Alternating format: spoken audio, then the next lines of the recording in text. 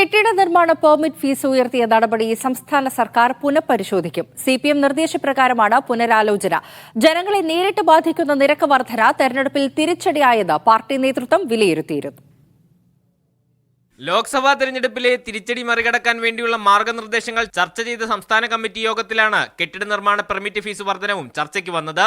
കെട്ടിട നിർമ്മാണ അപേക്ഷാ ഫീസ്, പെർമിറ്റ് ഫീസ്, വൻകിട കെട്ടിടങ്ങൾക്കുള്ള ലേഔട്ട് അംഗീകാരത്തിനുള്ള സ്ക്രൂട്ടനി ഫീസ് എന്നിവയിൽ വലിയ വർധനവായിരുന്നു സംസ്ഥാന സർക്കാർ 2023 ഏപ്രിലിൽ വരുത്തിയത്.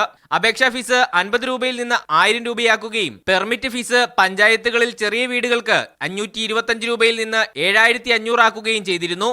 വലിയ വീടുകൾക്ക് 1750 രൂപയിൽ നിന്ന് 25,000 രൂപയായി കൂട്ടി. നഗരമേഖലയിലും സമാനമായ രീതിയിൽ വലിയ വർധനവുണ്ടായി.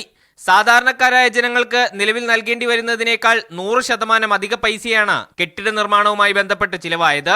ദീർഘകാലമായി വർധനവ് വരുത്തിയിട്ടില്ല എന്ന വാദമുയർത്തിയായിരുന്നു സർക്കാർ ഇതിനെ നേരിട്ടത്.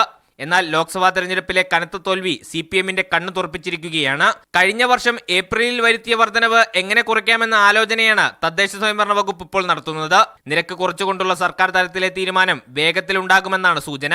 മീഡിയ 1 തിരുവനന്തപുരം.